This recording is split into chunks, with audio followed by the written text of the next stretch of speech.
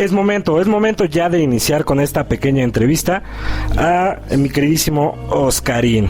Mi queridísimo Oscarín, vamos a comenzar a hablar un poquito del gobierno de AMLO. La primera pregunta sería en este momento, ¿qué diferencia tendrá la crisis económica de 2008 a la que estamos por afrontar? Cuéntanos un poquito. Bueno, pues gracias, reitero, gracias por invitarme acá a su programa, les agradezco. Me llena de verdad de honor estar con ustedes. Mira, yo creo que para empezar esto hay que reconocer que a menudo el mayor obstáculo para resolver un problema siempre es la identificación del problema. Y de hecho, esta crisis económica tiene dos características generales importantes. La primera, hay que entender que el sistema monetario financiero mundial en su conjunto, pues ya se encuentra en una crisis hiperinflacionaria a escala mundial. Esto es algo que se puede parecer mucho a la Alemania de Weimar en 1923. Y la segunda es que esta no es una crisis financiera normal o cíclica como se conoce, sino más bien es una quiebra del sistema financiero mundial. De hecho, durante la crisis del 2008, que se da por la explosión de la burbuja inmobiliaria que se conoce como la crisis del ladrillo, ahí es donde se da la quiebra del gigante Lehman Brothers y el Bank of America compra Merrill Lynch. Esto ya demostraba en ese año, en 2008, que se veía una caída grande en los mercados. Pero fíjate que hoy, al igual que en el 2008, los bancos están recortando los tipos de interés, están inyectando dinero al sistema bancario, están metiendo títulos sin valor respaldados en hipotecas a cambio de títulos de Estado, lo que ahí se contrapone con la teoría liberal, donde siempre quieren hacer más chico al Estado, pero en realidad no lo están haciendo, sino están dependiendo del Estado y están convirtiendo los bancos ya muertos, los bancos desfallecientes, en deuda pública. La gran diferencia real es que lo que hoy empezamos a notar de esta quiebra del sistema financiero internacional, que voy a estar recalcando mucho porque muchos piensan y dicen que es una crisis, reitero, no es una crisis, es la quiebra del sistema financiero internacional. Lo que lo está diferenciando es que después de esta quiebra el mundo va a ser totalmente diferente, tanto en los puntos como en los polos geoestratégicos y tanto en los grandes mercados endeudados y quebrados de los que tanto se sabe y se habla. Pero bueno, finalmente esto es lo que tiene como gran diferencia. Fíjense, por ejemplo, que en la crisis del 2008, ahí es como podemos empezar a reconocer como la fractura del sistema financiero internacional. Hoy lo que les decía es la quiebra del sistema.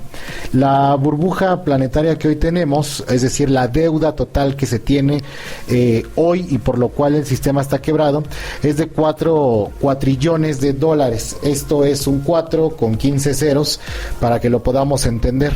Ya en esta suma tenemos los bonos de Estado, los bonos basura, la deuda, las cuestiones especulativas que se tienen, y hay que sumarle a esto que tenemos que la deuda real de Estados Unidos es de 23 billones de dólares. También hay que tomar en cuenta que los bancos europeos ya están apalancados. El apalancamiento, para que se pueda entender mejor, significa cuando alguien solicita un crédito para poder subsistir. Esto nos da como resultado que el apalancamiento de los bancos europeos es de 33-1. Si lo queremos decir de alguna manera sencilla, por cada dólar que tienen 33 dólares de deuda. Por ejemplo, ahora con todo esto del COVID que se ha estado escuchando mucho de Italia, hay que decir que, por ejemplo, en Italia hay 114 bancos quebrados de los 500 que tiene ese país. Del top 20 mundial de bancos, 5 están en quiebra. Es decir, los datos que estoy dando, Toño, en este caso, pues reflejan la quiebra de este sistema financiero. En 2008 ya teníamos la crisis en pie, la crisis en puerta. Ya teníamos ahí la especulación, como lo dije, de ladrillo, donde se estaban dando créditos en demasía a la población para que al final no los pudiera pagar. Ahora, Estados Unidos, como mayor economía, tiene ya fíjate, en este momento cerca de 100 millones de parados, es decir, de ellos 50 millones sobreviven por los bonos y ayudas del Estado. La economía más importante del mundo hoy, entonces, con 100 millones de desempleados, demuestra cómo ya esta crisis, pues no es una crisis normal, sino es sistémica, es quiebra. La Fed, que es la Reserva de Estados Unidos, está apalancada 87-1. Es ahí donde nos preguntamos, ¿cómo el país más importante del mundo, el país que es donde se gira toda la economía mundial, donde están todos los potentados más ricos, cómo pueden estar apalancadas sus reservas 87-1? Esto va demostrando esta quiebra. La deuda, por ejemplo, de Estados Unidos ya es mucho mayor que su PIB, que su Producto Interno Bruto, cerca del 300%. El mundo ya hoy lo tenemos al borde del abismo, y lo peor es que hoy tenemos al mundo paralizado por esta epidemia llamada COVID-19, y tendremos consecuencias peores que sería importante mencionar, ¿no? Como acá en México tendremos quiebra de pequeñas y medianas empresas, desempleo, delincuencia que se va a derivar lastimosamente en muchos homicidios, hambruna y muerte, porque lo que no se habla o no se dice en los medios es que si ya lugares como Oaxaca, como Chiapas, como el campo mexicano están quebrados y ya pasaban hambre, hoy que no pueden vender sus mercancías, hoy que no tienen ingresos, que no tienen entradas, bueno, pues va a estar peor. Y la realidad es que hay que preguntarnos fría y llanamente, si el campesino se muere, ¿quién va a alimentar a las ciudades? ¿Quién va a traer los productos? ¿Cómo vamos a sobrevivir? Pero estamos tan aterrados, tan metidos en esta locura, que bueno, realmente no entendemos o no nos damos la idea de la magnitud. Por eso estos datos, que a muchos les pueden parecer perturbadores o aterradores, pues realmente están demostrando lo que muchos critican de los pocos medios que decían en un principio con libertad que pueden hablar de esto, ¿no? Entonces, te decía, si lo comparamos ahora para el caso únicamente de México, hay que recordar que en 2008, por ejemplo, que era el gobierno de Felipe del Sagrado Corazón de Jesús Calderón Hinojosa, ¿no?, su verdadero nombre, pues se aumentó el IVA, en teoría para recaudar más dinero a los hospitales, y lo más interesante de todo esto es que no se hizo ningún hospital, ¿no? Bueno, conforme a lo que comentaste sobre el PIB, que es el Producto Interno Bruto, de acuerdo al CEPAL, que bueno, sabemos que es la Comisión Económica para América Latina y el Caribe, se pronostica que la caída de esta está entre el 3.8 y 6%, pero esto es hablando del PIB mexicano. O sea, el Producto Interno Bruto de México está cayendo entre el 3.8 y el 6% debido, me quiero imaginar, al COVID-19, como se está viviendo en estos momentos.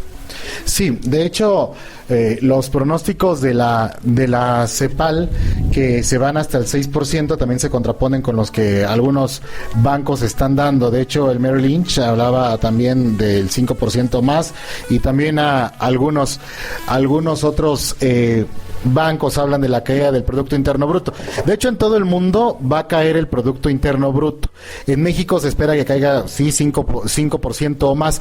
Sin embargo, lo que va a vivir México sí es por el freno de la economía mundial, pero hoy tenemos un gobierno que realmente es admirable. No se ha adquirido deuda, se ha manejado las finanzas de manera responsable, se ha encabezado una lucha contra la corrupción y se tiene austeridad gubernamental.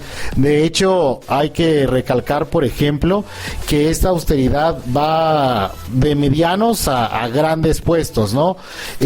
Al decir que no se ha adquirido deuda, significa que no se ha negociado nada con el Fondo Monetario Internacional.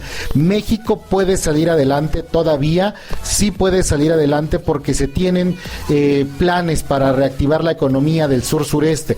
El sur-sureste mexicano no se había activado o no se había reactivado desde hace muchos años. No se ha hecho justicia con el sur-sureste desde la época de la Revolución Mexicana. Y bueno, tenemos hoy dos grandes proyectos del gobierno de Andrés Manuel que pueden reactivar la economía. Uno es el Tren Maya y otro es la refinería de Dos Bocas. La refinería de Dos Bocas, hablando del tema del petróleo, que también está en boca de todos. Sabemos que la caída del petróleo tiene o tendrá efectos negativos para México. En este caso, ¿la caída del petróleo solo afecta a México o hablamos de que afectará a completamente toda Latinoamérica? No, de hecho, la caída del petróleo no va a afectar solamente a México ni a toda Latinoamérica, sino que va a afectar pues a todo el mundo. Imagínate, ¿no? Todo el mundo está ligado al petróleo, al desarrollo de a gasolinas y todo lo que se deriva. El mundo se está viendo afectado, hay que decirlo claramente, por un pleito que tuvo en la OPEP, que es esta organización de estados petroleros, Rusia contra Arabia Saudita. Ahora, México se ve afectado. Hace unos días el petróleo cayó a números negativos. Tuvo una circunstancia que parece irracional e ilógica, que cada barril se estaba vendiendo en menos $2 y el barril tejano, el West Texas que se conoce, se estaba vendiendo en menos $7, ¿no? Yo lo que hablaba con algunos compañeros, les decía, antes en la escuela, en la secundaria, te enseñaban los números reales y los números irreales. Los números irreales o los números que eran imaginarios eran los números negativos, porque en teoría no existen. Hoy tenemos una economía tan dada al quiebre, tan dañada, que resulta que los números irreales o números negativos hoy ya son reales. Lo que vamos a tener con el petróleo sí va a ser que vamos a dejar de tener los ingresos que teníamos previstos para el siguiente año fiscal, ¿no? Para el siguiente año que se iban a tener para ejercer. Se tienen que hacer un nuevo modelo, se tiene que volver a verificar, pero hay que saber de dónde está, ¿no? La gente que está, y fíjate que es un dato muy interesante, la gente que está atrás de la caída de los precios del petróleo es la misma gente que está atrás del golpe de estado de Evo Morales en Bolivia, y resulta paradójico y hasta irrisorio decirlo, pero es la misma gente que está atrás del impeachment que tuvo Donald Trump en Estados Unidos. Esto hablando del tema de gobiernos, quién está atrás de estos gobiernos y quién está haciendo esto, porque mira, para México, y específicamente para responder y no salirme de tu pregunta, para México en el tema del petróleo, afortunadamente ahorita ya se está nuevamente subiendo el precio del petróleo. Sin embargo, la derecha, que yo llamo la derecha rancia, o los entreguistas rancios que tenemos como oposición en México contra el gobierno de Andrés Manuel López Obrador, pues simplemente desean parar y desean seguir entregando el petróleo a diestra y siniestra. Imaginemos, por ejemplo, que se hubiera seguido con la política del señor Enrique Peña Nieto, en donde se estaba dando, se estaba teniendo la entrega del petróleo hacia las entidades financieras pues de otros países, ¿no? Imaginemos eso, pues que se hubiera entregado más el petróleo, pues hoy en día estaríamos bueno, la realidad es que mucho peor, estaríamos mucho peor. Y sobre todo es importante saber si Felipe del Sagrado Corazón de Jesús Calderón Hinojosa, él realmente hubiera hecho la refinería que dijo que iba a hacer, pues no estuviéramos tan mal como se plantea el actual escenario. Hay que saber que, por ejemplo, en México, más que la caída de los precios del petróleo, ya tenemos un daño de antaño, que es el huachicoleo que teníamos y el derrumbe total que se hizo sobre Pemex. De hecho, desde 1988, con la entrada del modelo neoliberal en México y Salinas de Gortari, Pemex fue dividida en 3 empresas, que fue exploración, petroquímica y distribución. Esto logró que Pemex se sobreendeudara. Pemex ya es una de las empresas más endeudadas del mundo. Es la empresa que ya muchos analistas están diciendo y pidiendo que ya Andrés Manuel no le invierta más, ¿no? Que lo dejen a un lado, pero realmente, si no fuera por la palanca y el impulso que está teniendo el presidente hacia Pemex, pues hoy por hoy diríamos que nos estaría yendo mucho peor. Imaginemos que Andrés Manuel no hubiera ganado la presidencia. Imaginemos que el cambio no se hubiera dado. Ahí hubiera estado el problema, porque realmente ya se hubiera entregado Pemex, ya se hubieran pedido créditos al Fondo Monetario Internacional, al Banco Mundial, como lo hizo Calderón, para hospitales, y no se construyó ningún hospital, reitero, ¿no? Entonces estaríamos mucho peor. Ok, te interrumpo un poquito, mi querido Oscarín. Fíjate que a través de las redes sociales han circulado muchos videos que, si en este momento en el poder estuviera Ricardo Anaya, pues sería un México más seguro, un México más estable económicamente hablando. ¿Tú qué piensas al respecto? Pues como lo decía, estaríamos mucho peor. Las políticas de Ricardo Anaya de por sí ya están ligadas a la corrupción, no hay que olvidarlo. Ese hombre desde la campaña estaba ligado a la corrupción y a sus amigos corruptos. De ahí que saliera el Riquín Canallín, y lo que muchos hoy también se están burlando, ¿no? Pensaban que él sería un hombre serio. Pero si Ricardo Anaya hubiera seguido en la presidencia, hubieran seguido los grandes contratos sobre el Aeropuerto Internacional de la Ciudad de México, lo cual está ligado a mucha corrupción y muchos intereses sucios, entre los que se destacan los que tuvo el anterior jefe de gobierno, Miguel Ángel Mancera, junto con Enrique Peña Nieto, las Casas Blancas que tuvo indeseable, o la casa de Malinalco, ¿no? Que es la casa millonaria que tenía el secretario de Hacienda. Ahora con Riquín Canallín, ¿no? Pues estaríamos mucho peor, porque no se hubiera encontrado el huachicoleo en Pemex, no se hubiera encontrado los desfalcos millonarios en esa petrolera, pero lo más importante es que se hubiera seguido entregando el petróleo a diestra y siniestra a las grandes corporaciones estadounidenses, y hoy, si de por sí ya no tenemos el petróleo como principal ingreso, como en antaño presumíamos, pues estuviéramos mucho peor. Eso hubiera significado aumento de impuestos, ¿no? Me acuerdo mucho cuando Calderón decía en campaña que él no iba a subir los impuestos, y lo primero que hizo al llegar al poder fue subir los impuestos, ¿no? El famoso de las manos limpias y el empleo bien pagado, pues el empleo fue peor pagado, porque durante el gobierno de Calderón, de ese panista, pues por ejemplo, medios de trabajo como el outsourcing fueron semiregulados, ¿no? Se legalizaron, siendo que es la explotación completa del mexicano por el mexicano, de las grandes transnacionales hacia los mexicanos. En resumen, hubiéramos estado completamente peor, no se hubieran fortalecido las finanzas, no tendríamos un país estable, porque todo lo que hoy el gobierno está tomando y está gastando es gracias a la austeridad, a lo que se ha robado. O la pregunta sería planteada de mejor manera: si hubiera ganado Riquín Canallín, ¿se le hubieran quitado las pensiones a los expresidentes?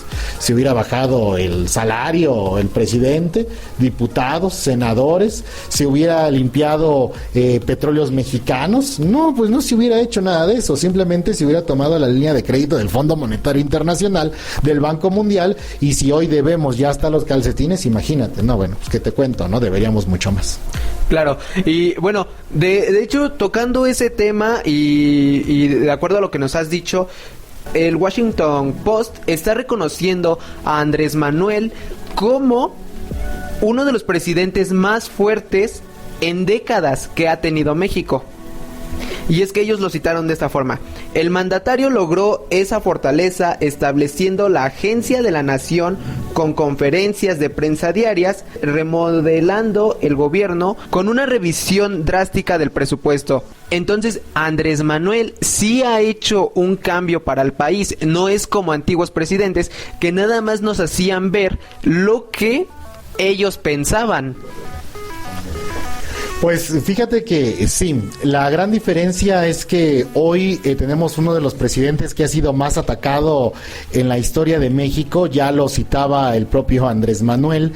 Sin embargo, eso lo decía un escritor mexicano, que decía que después de Francisco y Madero, el presidente más atacado había sido Andrés Manuel López Obrador, y ese, como les decía, se ha hecho un cambio de la versión financista por una versión humana. Tenemos un gobierno que se ha interesado en los más pobres, ¿no? Hoy las redes sociales dirigidas por juniors o por fresas o por mis reyes o como se le quiera llamar a esta tribu de gente con dinero que realmente son hijos de papi descerebrados, es que decirlo con todas las palabras, pues les da tirria ver cómo el gobierno mexicano se ha extendido más por lo que ya decía Andrés Manuel, por el bien de todos, primero los pobres.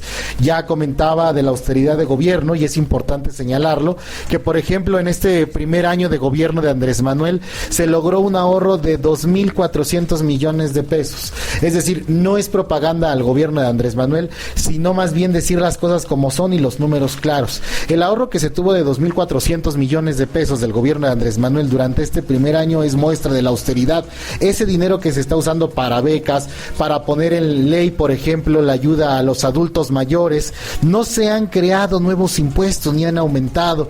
El salario salario mínimo aumentó, que no se nos olvide. ¿Hace cuántos años que el salario mínimo aumentaba solamente 50 centavos, 1 peso, 2.50? Y hoy tenemos un gobierno que se ha aumentado el salario mínimo, ¿no? Lo que ya les mencionaba, que eliminó las pensiones millonarias a expresidentes, la reducción de salarios. Algo que hay que resaltar es que logró, mediante la modificación del sistema tributario, que los grandes empresarios pagaran sus impuestos a la Secretaría de Hacienda y Crédito Público, ¿no? Antes, como sabíamos que, por ejemplo, Telmex, Telcel, los grandes corporativos de Grupo Carso o los grandes bancos no pagaban impuestos. Por ejemplo, la transacción que se hizo cuando estaba Vicente Fox, que vendió Banamex al Citigroup de John David Rockefeller, no pagó ni un solo peso de impuestos. Imagínate, si tú vendes tu casa en este momento, tú vas a pagar un impuesto.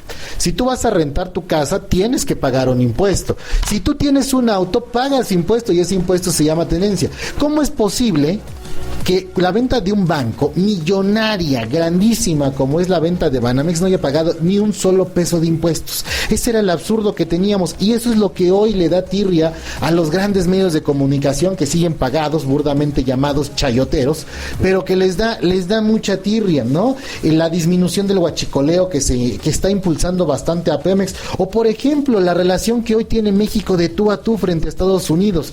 Tuvimos, por ejemplo, recuerdo muy bien a Vicente Fox, que le llamaban despectivamente y románticamente el cachorro del imperio, recuerdo muy bien, o a Felipe Calderón, que emplazaba a saludar allá al gobernador de Texas, al de California, o al de Estados Unidos, al presidente mismo, pero no era tomado en cuenta, o el propio Peña Nieto en esa imagen muy humorística cuando no sabía si saludar al primer ministro de Canadá o a Barack Obama, Justin Trudeau, y no sabía ni cómo dar la mano. La diversión de los memes con Enrique Peña Nieto.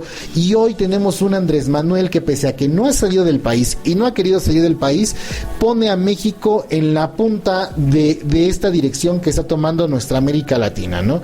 O la Iberoamérica, como se le guste llamar a este liderazgo. Logró sortear la crisis de aranceles con Estados Unidos, logró sacar a un punto de vista completamente diferente sobre la crisis en Bolivia cuando le dio asilo al presidente Evo Morales, que hoy se encuentra en Argentina, o el desconocimiento cuando Estados Unidos desconoció al gobierno de Nicolás Maduro en Venezuela. Otro gobierno le hubiera dado toda la razón. No nos olvidemos de Vicente Fox con el come si te vas, porque a Bush no le gustaba tener a Fidel Castro en la misma mesa. Esa es la ironía, ¿no? Y hoy México le dijo, no, pues yo no te hago caso en eso, y yo reconozco a Nicolás Maduro como presidente, reconozco a Evo Morales como presidente, y da una vuelta completa. Y fíjate que es bien interesante mencionarlo, después de que México junto con Marcelo Ebrard logra sortear la crisis de los aranceles, algo que no se conoce y no se dice mucho en las noticias, es que, por ejemplo, una delegación china vino acá al país y pidió una entrevista con Marcelo Ebrard para saber qué tipo de políticas estaban usando para poder lograr convencer a Donald Trump. Hoy tenemos, por ejemplo, entonces con esto, esta relación de tú a tú, donde el propio Donald Trump, nos guste o no, nos caiga bien o no el pelos de zanahoria, hoy está respetando a México y no se está metiendo con México en materia económica o materia legal, porque muchos hablan del muro de Trump, pero lo que no te dicen o muchos no recuerdan es que el muro se empezó a crear desde antes, y Barack Obama, entonces senador de Estados Unidos, fue uno de los principales impulsores. Nos ponen al negrito, a Barack Obama, como el bueno, cuando realmente no lo fue. Durante el gobierno de Barack Obama, por ejemplo, fue la época en que más se expulsó a migrantes mexicanos. Pero bueno, en el tema de México, realmente los números, a pesar de que no han sido del todo buenos, se han mantenido estables para el gobierno de Andrés Manuel, y finalmente pues eso está llevando a que el país no haya caído en tema de deudas, de aumento de la misma, o peor aún, de pedir más créditos al Fondo Monetario Internacional. Perfecto, mi querido Oscarín, muchísimas gracias por darnos esta plática de economía. ¿Qué te parece si vamos a un poquito de música, recordándoles a todos los que están escuchando en este momento Frecuencia Jam a través de la aplicación de Spreaker, que pueden comentar a través del chat qué pregunta le quieren hacer a Oscar para que podamos resolver las dudas? Y no sé, mi querido Moy, ¿quieres aportar algo más? Claro que sí, que además recuerden que nos pueden seguir a través de nuestras redes sociales, como lo son a través de Frequency Jam-oficial en Instagram y en Facebook como Frequency Jam Oficial. Además de que pueden seguir a nuestro querido amigo Oscar. Oscar, ¿quieres darles tu Instagram o tu Facebook? Pues me pueden seguir en Facebook, estoy como Oscar OZK Mont Gordillo, ahí me pueden seguir. O en Twitter estoy como @OZK1917. Se lo acaba de sacar de la manga porque ya ni siquiera se acordaba. Y un servidor me pueden encontrar a través de Instagram como Antonio RGZ-oficial y a través de Facebook únicamente como Antonio Rodríguez. Regresamos y acabamos de escuchar con dedicación especial a Río Roma con Mi Princesa. Claro, también escuchamos a Joe Montana junto a Sebastián Yatra en Suena el Dembow y a Cristian Nodal con Adiós Amor. Ahora, claro que sí, a todos ustedes les pedimos que mandaran sus preguntas para que aquí nuestro experto, nuestro querido Oscar, las pueda responder. Y a través del Spreaker, a través del en vivo, ya estuvimos recibiendo varias preguntas de ustedes, pero claro que queremos mandar rápidamente unos pequeños saludos que no hemos podido mandar. Y mi querido Antonio, un saludo especial. Perfectamente, mi querido Moy. Bien, en los comentarios ya a través del chat por parte de Spreaker, la primera que nos comenta y nos saluda es mi queridísima Sal Duarte. Muchísimas gracias por estarnos sintonizando en este medio. También un abrazo muy grande a mi queridísima Aniux Peña. Mi querido Moy, ¿a quién más quiere saludar en estos momentos? Yo tengo un saludo súper especial para la mejor persona que me está escuchando en este momento y quien de verdad me está volviendo completamente loco. Su nombre es Jamie y pues la verdad le mando un muy muy fuerte saludo y un querido beso. Perfecto, mi querido Moy, andas muy romántico en estos momentos. También un gran saludo a Citlali López, amiga de mi querido Moy. Y ya aquí empiezan los fans de Oscar Montes. Vamos con el primer saludo a Luis Ángel Reyes. Te quiero interrumpir, Citlali es mi mejor amiga, por favor. Ya puedes continuar. Perfecto, te agradezco por haberme interrumpido. Bueno, regresamos con los saludos para mi queridísimo Oscar. Te menciona y te saluda Oscar Luis Ángel Reyes Hernández. Escribe: hola amigo Oscar, saludos. Ok, muchas gracias. Gracias a Luis, le mando también saludotes. Posteriormente también te comenta el gran Aparicio Hernández: hola Oscar, saludos. Saludos a Aparicio, gran amigo. Perfectamente, también te menciona Beckham Gómez: hola Oscar, saludos. Saludos a Beckham. ¿Cómo? Beckham Gómez. David Beckham, ha de ser. Ya tenemos futbolistas que nos están escuchando, fabuloso. Harlem Hani, un saludo. Mirly Hernández, también te saludamos. Grande Mirly, grande, la mejor de las mejores. A ver si te acuerdas también de Kevin Wayne. ¿Cómo no acordarme del buen Kevin Jordan? Gran persona, gran amigo. Perfecto. Ahora bien, es momento de iniciar con las preguntas de todos los personajes que nos están escuchando a través de Frequency Jam. Recuerden, Frequency Jam. Vamos a comenzar con la primera pregunta por parte de Harlem Yani. Oscar, ¿cómo crees que vamos a estar en México para los próximos meses? Mira, México se enfrenta a una nueva era de oscurantismo financiero en los próximos meses. Nos enfrentamos a una próxima hambruna que es real para México, nos enfrentamos a una quiebra de pequeñas y medianas empresas, pero también después de ese hueco nos enfrentamos a un boom. En la economía se marca o se escribe que después de una caída viene un alza. Este es un efecto rebote. Yo mencionaba hace un momento sobre dos grandes propuestas que trae el presidente López Obrador, que es la refinería de Dos Bocas y el Tren Maya. Bueno, también no hay que olvidarnos del aeropuerto, del nuevo aeropuerto que están construyendo Felipe Ángeles, y es que estas nuevas construcciones van a traer de verdad un renacimiento económico para México, pero esto va a ser para el 2021. Este 2020 nos marca como algo muy oscuro que se puede venir para México. Es interesante, y de hecho, para mencionarle pues a los que nos están escuchando, muchos hablan de inversiones, de estar en el banco, de guardar dinero, que en este momento la tendencia que se tiene por los grandes pues inversores del mundo es sacar el dinero del banco. Suena raro decirlo, pero por ejemplo, ya la gente está sacando su dinero de los bancos porque hay mucha inestabilidad económica. No es un buen tiempo para hacer inversiones en el banco, no es buen momento para invertir en bolsa, es lo peor que se puede hacer en este momento. Y lo que sí se podría recomendar para que esto pudiera mejorar, pues es la compra de oro, monedas de plata. Y hay que recordarles a todos que México es uno de los principales productores de plata, y que irónicamente en México se queda menos del 2% de la plata, ¿no? Ya muchos, si quieren investigar y quieren ver cuánto se cobra de impuesto por tonelada de oro, va a resultar irrisorio, que es menos de $1, pero es lo que se cobra de impuesto.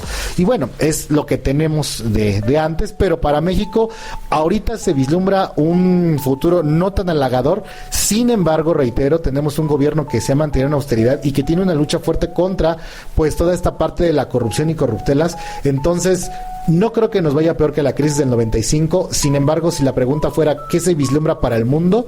Esto va a cambiar completamente. Después de esta crisis, de esta quiebra, no va a ser el mundo igual, tanto geopolítica como económicamente. Perfecto, vamos con la siguiente pregunta, mi querido Oscar. Por parte de Mauricio Gómez, ¿qué opina de la venta de boletos para el avión presidencial? ¿Tú ya compraste el tuyo? Bueno, yo ya compré mi cachito, ya tengo de hecho mi cachito en mi casa. Toda mi familia tiene ya su cachito para el boleto del avión, que no se va a rifar, que es la venta rifa del avión, que no es avión, sino de valor monetario. Pues, ¿qué opino? Mira, finalmente todo eso, nadie, o no escuché a muchos que criticaran cuando este personaje, Felipe del Sagrado Corazón de Jesús Calderón Hinojosa, alias Fecal, compró el avión para dárselo a Peña y mantenerse en la impunidad. No hubo tantas voces disidentes que reclamaran de esos miles de millones de pesos que costó, pero hoy veo que muchos gritan y se ponen con voz en cuello para decir, es que está loco el señor presidente por estar rifando el avión, cuando ya se dijo todo lo que salga de esa rifa va a ser para comprar insumos médicos. Imagínense, hoy estamos en una gran crisis pues de salud por esto del COVID y las teorías que están teniendo de locura, ¿verdad?, de esta enfermedad que no tiene tanta mortandad como otras enfermedades, cabe señalarlo. Pero bueno, yo creo que está bien, todo lo que se haga por apoyar al sector salud está bien. ¿Para qué y de qué nos sirve que el presidente de México viaje en un avión faraónico cuando, fuera de que sea Andrés Manuel, Felipe, Enrique, Vicente, el que sea, no puede haber un gobierno rico con pueblo pobre? Es inmoral tener a alguien gobernando como un faraón teniendo un pueblo lleno de miseria. Yo creo que la venta y rifa del avión, como le quieran ver, es un acto justo, merecido, y no es algo nuevo, Andrés Manuel lo dijo en campaña y lo está cumpliendo, ¿no? Correcto. Bien, tenemos otra pregunta por parte de Luis Ángel Reyes Hernández, que nos dice: ¿qué pasará con el precio de la gasolina en México cuando todo regrese a la normalidad? Bueno, lo primero que hay que decirle a Luis Ángel es que nada va a regresar a la normalidad. Reitero, no estamos en crisis, estamos en quiebra. Es una quiebra económica total. Es decir, no se derrumbó la puerta, no se derrumbó el techo, se cayó la casa completa. Entonces ya no vamos a regresar a esa normalidad. ¿Qué va a pasar con el precio de las gasolinas después de estos meses? Bueno, la gasolina se va a mantener en precios bajos porque esta depende de las grandes pues refinerías del mundo, y estas se surten de un petróleo que está ahorita a precios regalados, es decir, se va a estar manteniendo. Ya decía el presidente López Obrador en alguna de sus conferencias que vender, por ejemplo, ahorita la gasolina a más de 16 pesos es un robo, están ganando muchísimo. Hay gasolinerías que tienen precio muy bajo, por ejemplo, yo la compré a 13.50, pero también he visto en lugares que está todavía a 16.80, ¿no? Entonces, es pues la ley de oferta y demanda, depende que la gente lo busque, pero las gasolinas no van a subir, afortunadamente van a seguir bajando. Y algo que, por ejemplo, es que llama la atención, es que López Obrador no ha impulsado a la Secretaría de Hacienda a que retenga más dinero para que suba artificialmente el precio, como sí lo hacía Enrique Peña Nieto con José Antonio Meade o Mid, no, durante la última parte de su sexenio, donde ya estaba, por cierto, la reforma energética, que es la que permite tener esta ley de oferta y demanda, ¿no? Pero la gasolina se va a mantener estable, no va a tener una variación y va a seguir bajando. Eso es lo que se tiene en tendencia en los mercados. Mientras tengamos un petróleo barato, las gasolinas van a seguir baratas. Ahora imaginemos cuando ya esté la refinería de Dos Bocas, que ya no vamos a vender tanto petróleo porque el mundo no quiere petróleo, pues tendremos gasolinas más baratas. El tener gasolinas más baratas va a impulsar mucho a los sectores primarios como el pesquero, como el agrícola, como el ganadero, para poderse mantener, porque de por sí cuánto cuesta traer, por ejemplo, las mercancías, tomates, jitomates de Pachuca, no sé, Tlaxcala, de donde lo estén sembrando, traerlos a México antes costaba un montón. Imagínense, 20 pesos estaba el litro de gasolina, hoy lo tenemos a 13 y fracción o 16 como lo quieran comprar, y bueno, estas se van a seguir estabilizando. Perfecto, mi querido Oscar. Siguiente pregunta por parte de Pacheco 068. ¿Hasta cuándo van a dejar de culpar a los demás gobiernos? Bueno, un saludo muy grande a Pacheco. Yo le respondería con la frase de George Orwell, que escribió un libro que se llama 1984, que es lo del Gran Hermano, que decía: quien conoce la historia, nos dicen, quien domina el pasado, quien conoce el pasado domina el presente, quien domina el presente cambia el futuro. Quien conoce su historia no está condenado a repetirla. Y es que no es que Andrés Manuel esté culpando a los demás, pero no podemos hablar de Pemex sin el saqueo que hubo detrás. No podemos hablar de que, por ejemplo, Pemex ahorita está en quiebra cuando Fox tenía el barril a $100, el barril de petróleo. Imagínense, $100 por barril de petróleo, y hoy, si bien nos va, está en $7, $8, y hace 2 días a menos $2. Entonces, no podemos dejar a un lado la historia, es imposible, y no es culpar, es explicar. Si el gobierno de Andrés Manuel quisiera culpar, ya tendríamos a los expresidentes en la cárcel, que es por lo que muchos se mueren, y que ha dicho López Obrador que no va a pasar, ¿no? Para tener algo más claro, es como si el amigo Pacheco quisiera hacer una reparación en su baño, pero no quisiera que le contaran por qué se echó a perder, no sabe si le van a robar, le van a picar los ojos o le va a salir más caro, ¿verdad? Es ahí donde le tienen que explicar. Ahora, si el amigo Pacheco no quiere, pues que le expliquen, pues híjoles, entonces ha de ser una minita de oro para poder explotar, ¿no? Mensaje subliminal para mi querido Pacheco, espero que lo hayas entendido. Vamos con la siguiente pregunta, mi querido Moy. Claro que sí. Dice por parte de Arturo Gómez García: ¿por qué se le pidió a México la reducción de barriles de petróleo? ¿Y qué repercusiones puede tener el haberlo hecho tal cual se le solicitó? Pues fíjate que ahí es un tema bien interesante, la actitud de Rocío Neil o Nale, como le quieran llamar, que es la secretaria encargada de petróleos mexicanos, de la Secretaría de Energía, pues da muestra de lo que está poniendo López Obrador adelante, que es la patria es primero, como bien lo decía Vicente Guerrero, y como bien está escrito en letras de oro en el Senado de la República. Y es que hace mucho que no se imponía así. Cuando nos pedían, por ejemplo, producir más petróleo, México lo producía. Cuando a Felipe del Sagrado Corazón de Jesús Calderón Hinojosa le pidieron entregar el Golfo de México, las empresas europeas lo hizo, y ahí fue cuando su primer secretario de Gobernación, españolito que no me acuerdo ahorita del nombre, fue cuando se cayó el avionazo y todo esto. Pero lo que pasó con México, ya les platicaba y les comentaba en un inicio a grandes rasgos, tuvo el mundo una pelea petrolera. Rusia con Vladimir Putin se enojó con la dictadura de Arabia Saudita. Arabia Saudita pedía reducir los barriles de petróleo para poder nivelar los precios del petróleo, esto conforme la ley de oferta y demanda. Cuando hay mucho, pues cuesta poco, y si hay poco, cuesta mucho, ¿no? La ley de oferta y demanda. Entonces, bajo esta situación, la dictadura de Arabia Saudita decía: hay que bajar la producción mundial. Vladimir Putin se opone completamente, dice que no iba a bajar, esto en la junta de la OPEP, se enojan, y el gobierno árabe, el gobierno de Arabia Saudita completamente interpone, opone pues una queja formal contra Rusia, pero más allá de eso, invade con cerca de 1 millón de barriles más al día, y entonces se inunda de petróleo barato, ¿no? Petróleo barato completamente. De ahí que después, con la entrada de Donald Trump, y que ahí hizo bastantes gestiones que hay que reconocerle al señor presidente de Estados Unidos, también llamado el pelos de zanahoria, pues que él calmó a los los árabes, pidió que se bajaran, y es algo muy interesante, porque a México le pedían primero bajar cerca de 400,000 barriles de petróleo. Rocío Nale se niega, y después la OPEP más, así se llama, le pide reducir, 350,000. México pone en la mesa solamente 100,000 barriles de petróleo, y de esos 100,000 barriles de petróleo, la OPEP al principio dice que no, pero lo interesante es aquí el gesto que tuvo Donald Trump con México, que dice: yo tomo 250,000 barriles y yo los paro, cierro mi llave, porque de por sí ya tengo bastante petróleo y hay mucho petróleo, no me sirve de nada. Andrés Manuel no quiso reducir la cantidad de petróleo porque él trae una meta de producción de petróleo, que al final todo ese petróleo que se está produciendo, ojo, no todo se está vendiendo, mucho se está guardando. No se olvide que Andrés Manuel lo dijo bien claro en campaña: para el tercer año de gobierno tiene que haber ya una refinería, o por lo menos las 3 que tenemos, con capacidad del 80 al 100%. Todo ese petróleo se va a refinar para seguir teniendo gasolinas baratas. Ahora, conforme esto que pasó con lo que pregunta Arturo, pues firmemente es claro, ¿no? La política que se implementó, reitero, fue una política nacionalista, fue una política que trajo bien a México y que vuelve a poner a México en el centro de la política nacional, internacional. Al referirme nacional me refiero a la política de casa de nuestra Latinoamérica, y a la política internacional, bueno, de los grandes países, ¿no? Eso es lo que demostró ahí en ese momento.